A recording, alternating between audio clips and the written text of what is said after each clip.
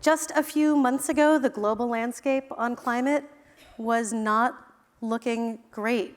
It looked like the United States would go to Egypt, the next COP, unable to secure climate legislation, under the cloud of a Supreme Court ruling making it harder to regulate climate emissions. And then in a surprise turnaround, Congress did it. The Senate announced a deal, Congress passed, and President Biden signed the Inflation Reduction Act, which includes $370 billion over 10 years in climate and clean energy tax breaks and incentives. It's the most significant climate legislation the United States has ever passed. I hope we can have a rich discussion today here about what that bill will mean for the US and for the global climate talks coming up in Egypt and a lot of the issues around that. Secretary Kerry, welcome. Thank you for being here. Thank you, Lisa. I'm delighted to be here. Let's start with the Inflation Reduction Act. Can you talk to us about how passage of this law has changed the international negotiating dynamics? Have the attitudes toward the United States shifted? Well, yes, in the sense that we're at a crucible with respect to our credibility, and if we hadn't delivered there, I think we'd have had serious challenges. But we did, and to be truthful with you, I really believed we would get something. I never believed it was dead, partly because of ongoing conversations with Joe Manchin and the administration. But I thought the real issue was just going to be how much, how big is this going to be? Is it be 750, or is it going to be 400, 300, 200? We have kept our credibility, but there are other issues brewing out there. It's not just the question of what we're going to do. By the way, the bill, President Biden's course that he's put us on, will get us to a 40% reduction on our emissions by 2030. But above that, because of the president's plan to do executive orders, and the in addition to that, the states, we have 37 states that have renewable portfolio laws. People don't realize it, but even during the Trump administration, 75% of the new electricity coming online in America came from renewables. Obviously, President Trump wasn't aware of that, or he'd have stopped it. But it worked. And now we're in a position where we have 1,000 mayors. Mayor of every major city in the United States is seized by the issue. They're doing things locally with respect to building codes, recycling, transportation. So we're going to get over 50%. We will get to the 52% we promised. I believe we'll beat it because I see things happening in the marketplace already that are really exciting. And the technology is moving, developing. There are almost $1 trillion of venture capital now moving in that direction. So I'm very optimistic about the possibility. I know we will get to a low carbon, no carbon economy. We will. I don't know that we will get there in time to do what the scientists say, which is avoid the worst consequences by making those decisions. And that's the key for us now. As long as I've been covering this, I've heard people say, and I've heard you say, that America has to lead. And the suggestion has been that when America leads, others, developing countries, major emerging economies will follow. Maybe it's too much to expect major changes in the few weeks since President Biden has signed the Inflation Reduction Act into law, but we are not seeing yet other G20 countries increase their ambition, their targets. Why? Well, I don't think that's accurate, Lisa. Okay. We've had a campaign since the day I took the job in January 20th of last year, a year ago, working to raise ambition in countries all around the world, and companies. Private sector is a very large part of what we're doing. Ruth Porto just introduced me, and thank you, Ruth, for that, and for the wonderful visit I had out in California, where we got to go through some of what we're doing in technology, which helps advise me as to what level of enthusiasm to have and where we are. But the fact is, we're doing amazing things. And We started last year raising the ambition of countries all around the world. We worked with Japan, we worked with South Korea, we worked with Canada, our friends there. Europe, you didn't have to push hard because Europe had already moved ahead with a 55% reduction target, and UK went even further. But what we started doing is working with the countries in the largest economies that were not yet on board. So when we went to Glasgow, we secured the commitment of 65% of global GDP came on board and said, we're in, we're going to try for the 1.5 degree limit, and here are our plans to do so. And they're certified. I mean, 65%, whether it's Climate Tracker or the International Energy Agency will certify that we have legitimate plans to achieve those things. A lot of people don't realize that. So it's not as if nothing's been happening. Sure. And you take the 65%, obviously that leaves you with 35% that didn't decide to come on. So we left Glasgow saying, okay, now we go to work and do the diplomacy with the other 35%. And that's China, Russia, India, Indonesia, Mexico, Brazil, South Africa, and Saudi Arabia. And we're working with every one of them right now. We just had a meeting yesterday here in New York with Indonesia. We're this close to getting an agreement that they're going to raise their target on renewables and close some coal. And we will, we will provide technology and help provide the finance that will deploy that renewable. So that's the game right now. It's not a game, but that's the challenge right now, is how do we bring countries to the table? By the way, they want to do stuff, a lot of these countries. I was just in Nigeria and Senegal last week, and the presidents of both countries said, I'd like to be clean. I want our country to develop intelligently, but we have some gas, and we don't have electricity for a whole bunch of our folks. Are we not to use our gas? And if the answer is no, you shouldn't, then we got to say, what can you use and how do you get it? And how are we going to help them get it? And there's too precious little of that kind of initiative. There's too little money currently moving towards that and towards adaptation and building resilience. Much of the world right now needs the adaptation. And that's one of the answers. But if we don't mitigate enough, if we don't create abatement in the creation of these emissions, all the adaptation in the world is not going to solve the problem. There's a bunch of issues there I want to come back to, the money, gas, Africa. But first, let's talk more about these G20 countries and China specifically, right? I mean, China halted cooperation with the United States over tensions around Taiwan. They also suspended climate cooperation. Yeah. You're personally close with Xie Zhenhua, the climate envoy in China. Have there been any back-channel discussions with him? There has been back-channel outreach. This is very sad, actually. It's really a tragedy that we're in the place that we're in, because climate is not a bilateral issue. It's a universal, global threat.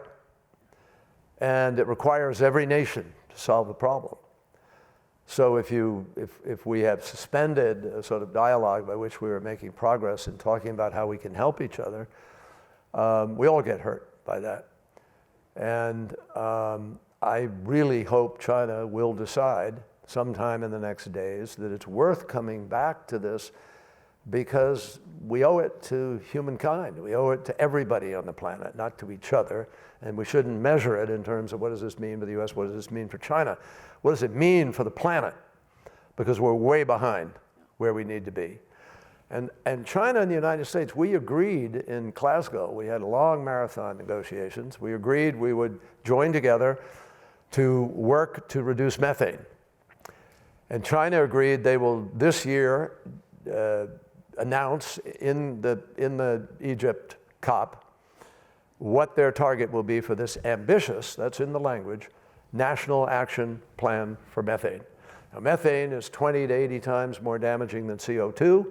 Methane is now leaking all around the planet because the permafrost is thawing. Methane is just bubbling up in various parts of the world. And methane is responsible for 1/2 of all the warming on the planet. So the question is, how are we going to attack that? Well, one of the ways you do it is by stopping the leaks. There's no high-level science to dealing with methane. It's plumbing. It's plugging the leaks. It's shutting off the valve that allows you to vent, which is what happens with oil and gas companies. Stop the flaring. I mean, I drove by New Jersey not so long ago. There's a flaring going on right there. What's that about? And Texas still has flaring. So we're wasting unbelievable amount of value because that gas that's being wasted could be sold to help Europe now, could be sold because if you replace coal or oil with gas, you get an immediate 30 to 50% reduction in emissions. So that's a good thing for the next 6 to 10, 12 years. But at that point, you've got net zero 2050 looming in your horizon. You've got to be able to tail off the emissions. And that's the great challenge for us now, is not opening up a whole new infrastructure of gas, which has 30 and 40-year horizons and will kill our option of holding 1.5 degrees. So it's really important. China and the United States could have made a real dent. If we hit our target, we have set a target by 2030 of achieving a 30% reduction globally in methane leaks, emissions.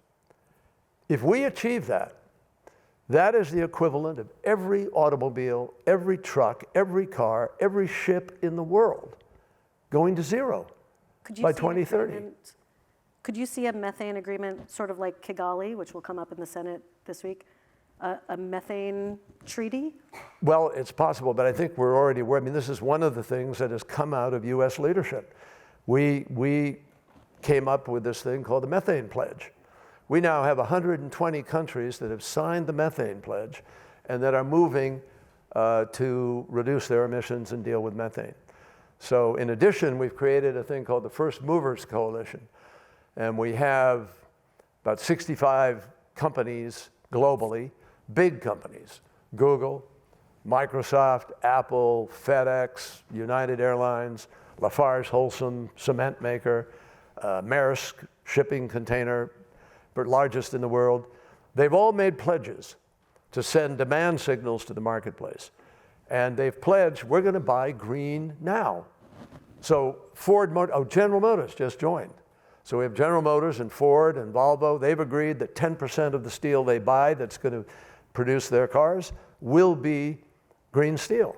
And there's a plant in Sweden now that's producing it. And because you have this demand signal from the marketplace, others will come in with their techniques and boom, all of a sudden people are able to buy green steel. Lafarge Holcim is making green cement.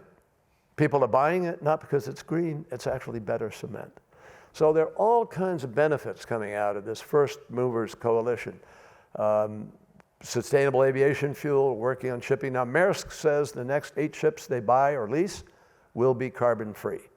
So if that takes hold in the marketplace, and as solar and wind achieve an even greater foothold because they are cheaper than any fossil fuel, absolutely cheaper. And by the way, ladies and gentlemen, nobody accounts legitimately for the cost of coal or the cost of fossil fuel. Do they measure the warming of the ocean? Which is now 90% of the heat goes into the ocean. What's the cost of the warming of the ocean? What's the cost of black lung disease? What's the cost of, I know what the cost of children being hospitalized in America is every year because of environmentally induced asthma. That's $50 billion plus a year we spend. Is that in the cost? No. So we ought to cut the crap, frankly, and go out there and start measuring what the real costs are.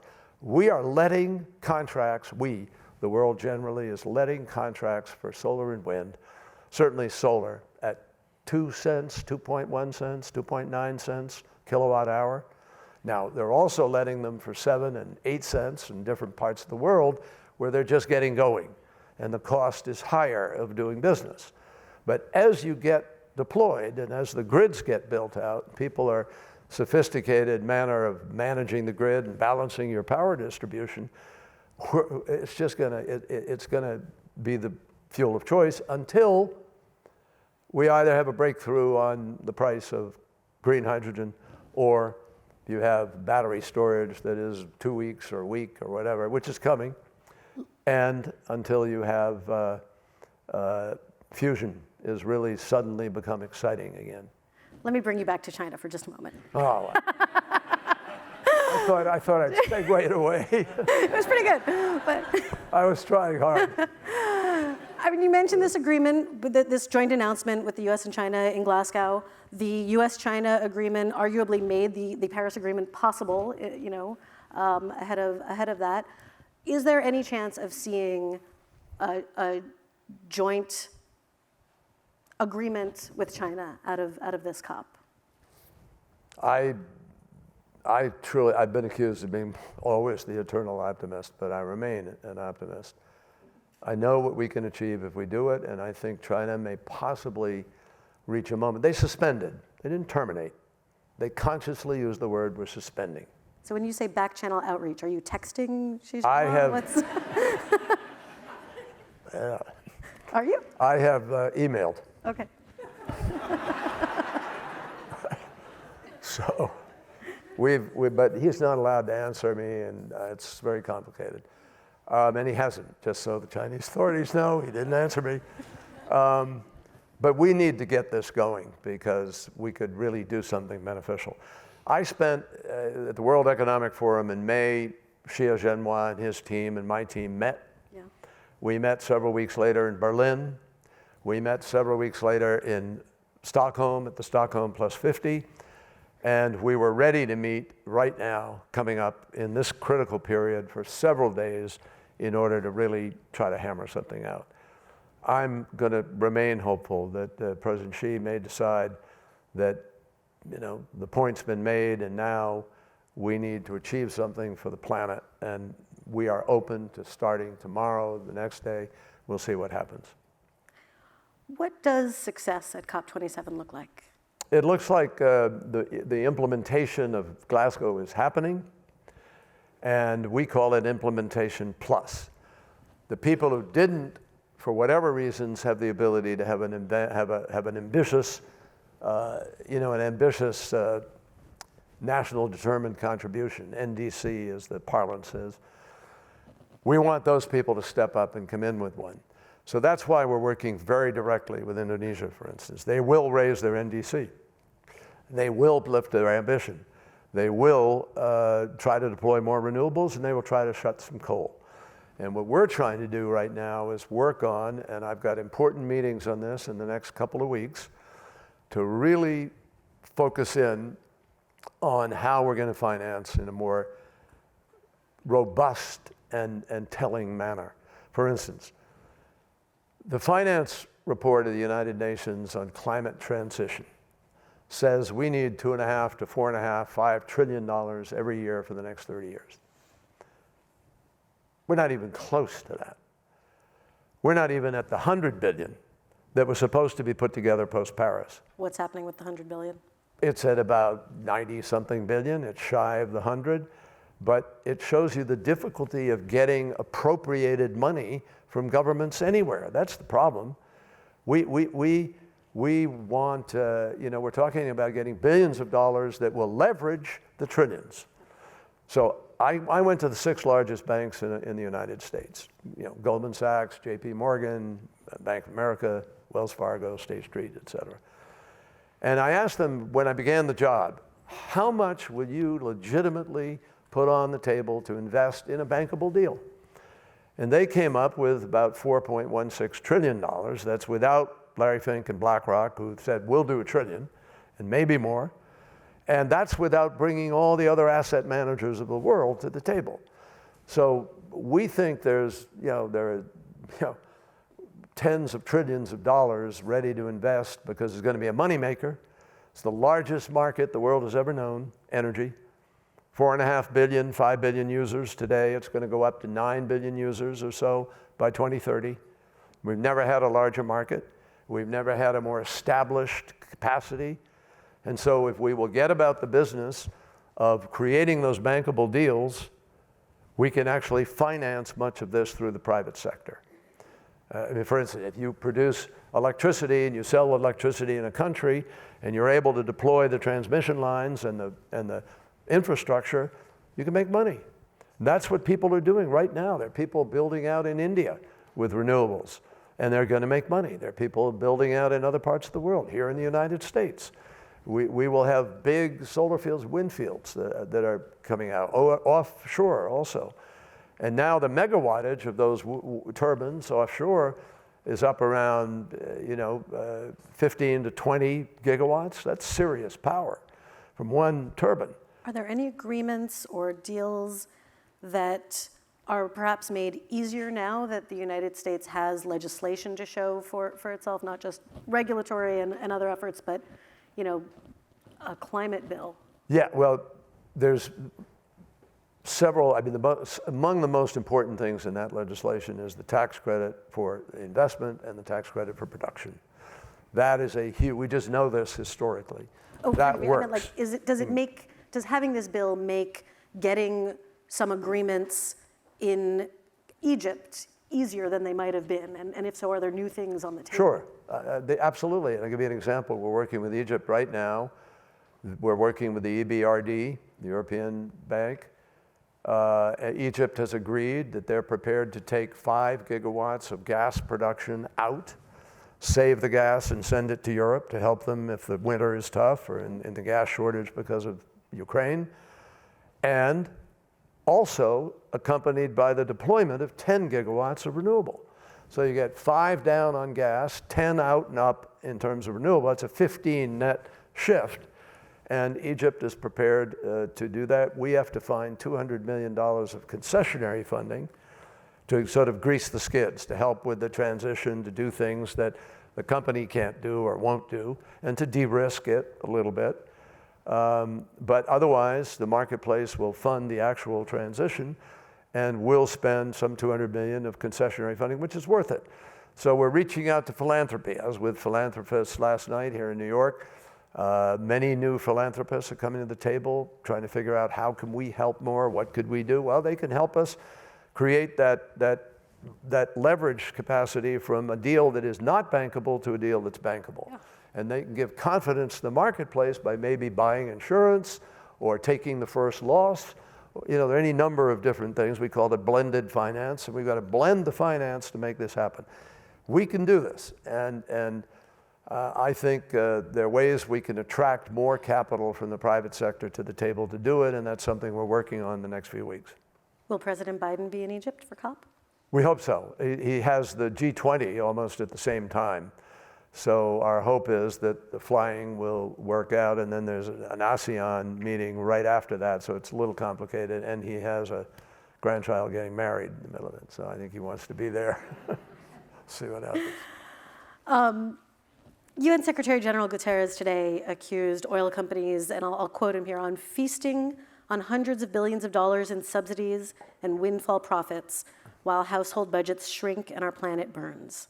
He called on developing economies to tax the windfall profits of fossil fuel companies and redirect it to countries suffering loss and damage caused by the climate crisis. Do you agree? Well, I'm the climate envoy. Should the United States tax windfall profits and direct that money to loss and damage? If I were in the Senate today, I would personally vote for a windfall profits tax, and I think that it's not inappropriate to try to find some help in this endeavor which is being created by entities that get, and this we are all united on and public about. They are subsidized today to the tune of $2.5 trillion or something over the last 5 years, 440 billion or so last year. That's insanity. What are we doing subsidizing the problem? So yeah, we got to find a way to come at it. Whether that direct policy is the one that Antonio Guterres has suggested, it's beyond my, purview at this moment to say publicly. But I've just told you where the president is and where we are as an administration on the issue of, writ large, the giveaways that are supporting the very problem we're trying to cure. And loss and damage is going to be a big issue at this COP, just for the audience. I'm sure most of you know, but this refers to not the problems that countries can adapt to, but addressing the damages that are happening now today from climate change. And we see the impacts all around us. I mean, just this week, the Hurricane Fiona in Puerto Rico and Pakistan, where floods have displaced more than 33 million people. Why shouldn't the United States and other wealthy countries that have been polluting the longest be held culpable? Why shouldn't we be talking about reparations? Well, I haven't heard that word in this context Okay. at all. Then I'll divorce it from loss and damage. But I why think shouldn't we that, well, because the conversation which began in Paris is one that we've been appropriately engaged in. And in Paris, we decided that discussion should be facilitative and cooperative, which is what it is. And our hope is, it's very complicated. I mean, damage is being done today. We're diminishing what we're doing, but others are growing the damage that they're doing. And how you arrive at sort of some way of working through that requires some discussion. We've been very upfront with countries.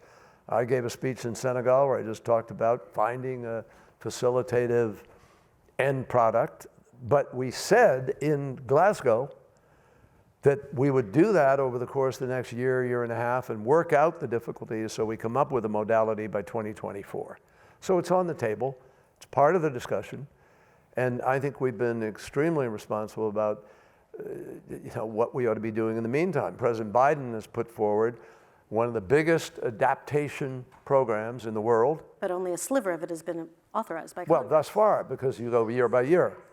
And the sliver that you're talking about is a $3 billion sliver, which is not a bad chunk to begin to put out there in terms of allocation and project development to be able to begin to adapt. But we have to adapt. We also have to build resilience. But I've got news for people who are sort of putting all their hopes in the adaptation.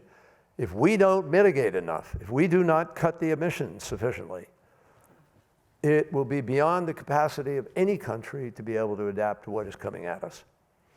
So we have to be smart and do a sufficient amount of reduction of emissions, which is right now, in my mind, the key.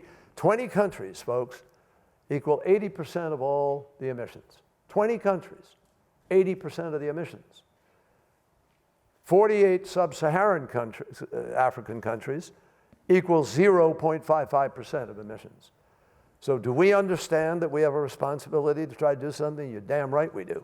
Will there be money? And that's why President Biden and the United States are the largest humanitarian giver in the world.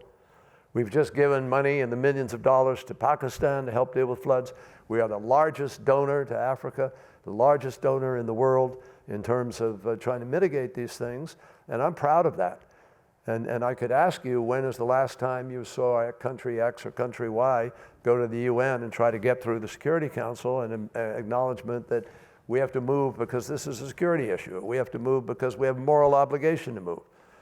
I think we're one of the few countries, together with our friends in Europe and other countries of the world, who do things because it's the right thing to do. Do you see there being money provided for loss and damage? I have no way of knowing until we talk through what the procedures will, what the methodology will be and how we're approaching this. But it gets very, very complicated to start trying to figure out who gets what for what. We don't have to be told that we are doing adaptation and we are doing building of resilience. And we are giving money in order to try to help countries. We do that because we understand that the developed world has chosen a certain way of doing business over 150 years that we learned in 1988 is really damaging. And we began to respond to it in earnest in 1992 when we all went to Rio and did the Rio conference. So it's not as if we've turned our heads on this, but we are now pursuing a legitimate keep it at 1.5 degrees. And there are countries out there that are not. Yeah. And that's going to create a lot of damage. So I'm more interested in how we are going to get rid of these emissions and win the battle, which we can win.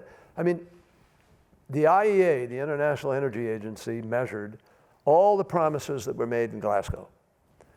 Independent entity measuring, and said if all these are actually followed through on, the Earth's temperature increase by 2050 would be only 1.8 degrees. I was stunned when I heard that. I mean, it sort of gave reality to something we'd all believed, but that's real. Keeping us within striking distance. Of Correct. And now that's with 65% that I mentioned earlier. If we get the other 35% and others coming on board, we can lower that and get down, somewhere. And who knows what happens in the next 8, 10 years in terms of discovery. Look at what we did with vaccines. Who would have predicted we'd have had 3 or 4 or 5 different vaccines and be, giving them away to the world, which we are, and it's made a hell of a difference. So the same thing is I'm telling you today, that is going to happen with respect to climate. We're going to have breakthroughs. Mark his words. With that, I'm going to take some questions from the audience. It is a little hard to see, but if you raise your hand, a microphone will come around. I see someone in the second or third row over there on the end. Again, if you could state your name and keep to a question. I'm going to take, let's take 3 questions and then. Then kill me. Is this on? Oh, yeah, there we go. Thank you so much. First of all, I'm a big fan of your work, and thank you so much for taking the time out of your very busy schedules to talk to us today. I'm Shayan Chaudhary. I'm currently an undergraduate at Columbia University. I actually started 2 weeks ago. I was interested in, you've actually spoken about climate refugees, and in the context of the Ukraine war, you had mentioned that there's a much bigger refugee crisis that's coming. And since you had also mentioned that we got to start measuring what the real costs are, with respect to Pakistan, 33 million people, with respect to Hurricane Fiona, UNHCR recently said that by 2050 there could be around 1.2 billion climate refugees. And so the numbers are really, really monumental. And recently, right before COP26, actually, the Biden-Harris administration released a White House report on climate migration, which underscores the importance of predictive tools for forecast conditions, basically like data analytics. And my background is actually... So the question the question? Oh, terribly sorry. Yeah, my question is basically, in the context of data analytics and from a technical background, what kind of challenges would we be facing to basically use those tools in the context of combating climate migration and climate change? Great. Use which tools? I didn't.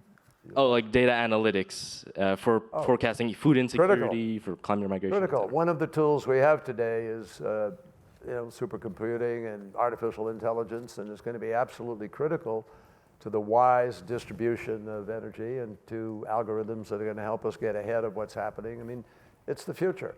I mean, Tom Steyer, you all know he's been a huge supporter of and investor in climate technology and so forth, is very fixated on data and data management as a huge tool to be able to do what we need to do. So it's going to be front and center. I saw someone in the middle here. Oh, there we go. Sort of in my direct line. The woman with the brown,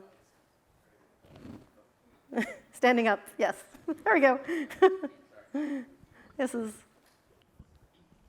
Farhana Yamin. Oh, thank you. Thanks. If I can ask everybody to ask a brief question. I know I went on and long enough, but. Thank you. Well, I was an advisor to Tony de Bruyn from the Marshall Islands, and we helped negotiate the article that's in Paris on loss and damage. And this, the late Tony de Bruyn, I think, would be turning in his grave at the lack of action, including by the US, on that article, which was negotiated in extreme good faith. I heard today that Denmark made an announcement. The government Scotland put down money for loss and damage. Philanthropies have stepped up. What will you be doing to step up and actually put money into loss and damage? And what will you be doing to stop the inaction on procedural and legal and institutional wrangling, which the US is at the heart of, I have to say? You can remove all of that and establish the facility on loss and damage at COP27, which is the will of the vast majority of developing countries. Right. And all I can say is you're bringing a lot to the table, and we really applaud that. But the most important thing that the US can bring right now is honesty to COP27. Well, in all honesty, the most important thing that we can do is mitigate enough that we prevent loss and damage.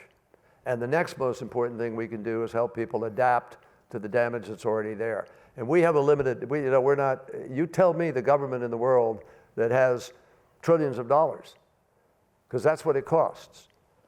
So we're now trying to mobilize the trillions of dollars. And I'm not going to take a feeling guilty I know Tony, love him.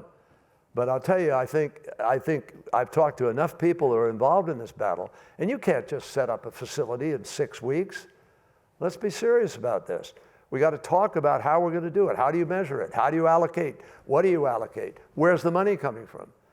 You think this Republican Congress, where we couldn't get one vote for this legislation, is going to step up and do loss and damage? Good luck.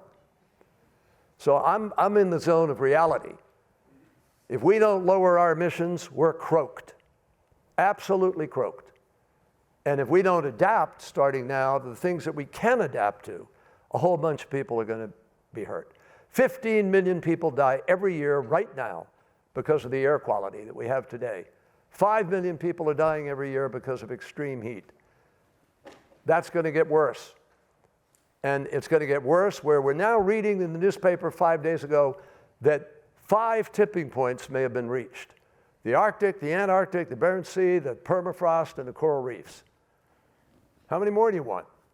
So I want to mitigate. And there's plenty of time to be arguing, pointing fingers, and doing whatever.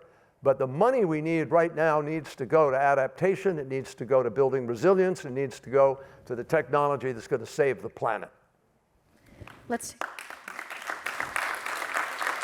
I'd like to take a reporter question, and I'm just having a hard time seeing. So raise your hand if you are here as a reporter. In the middle over there? No, okay. No? Yeah? Give it.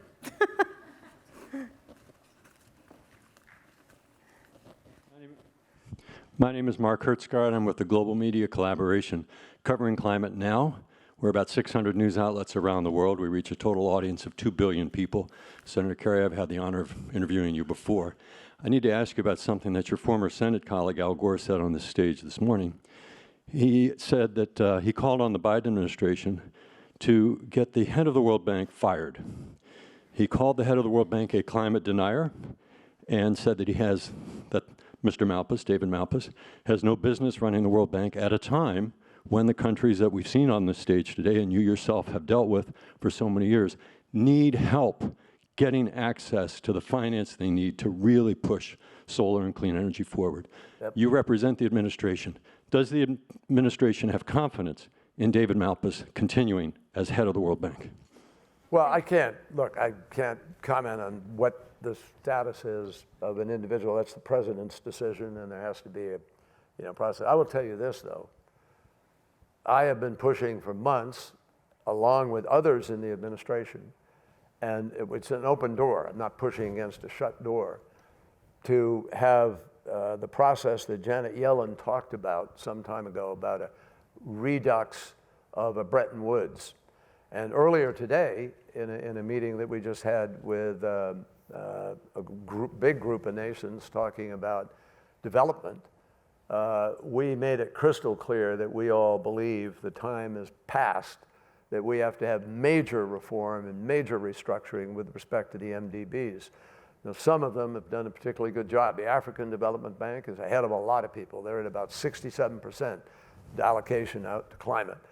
And the Asia Development Bank is doing pretty well. The European, if I keep going, you'll get a feel for where I am. Do you have confidence in Mr. Malpass's leadership, sir? I said that it's not my decision, it's not up to me to be making pronouncements, but we need reform of the MDBs, we need a reinvigorated structure. We are the shareholders, we're largest, we are together with the Europeans, our friends, the Germans, the French, the Brits, et cetera. We're the shareholders. And it's up to us to pull people together and get that reform, and there's a lot of discussion about our doing that right now. We are at time, and I want to thank you, sir, for a wonderful discussion. Thank you. Thank you. You're wonderful. Oh, great. I'm not allowed to hug Bump, you. right.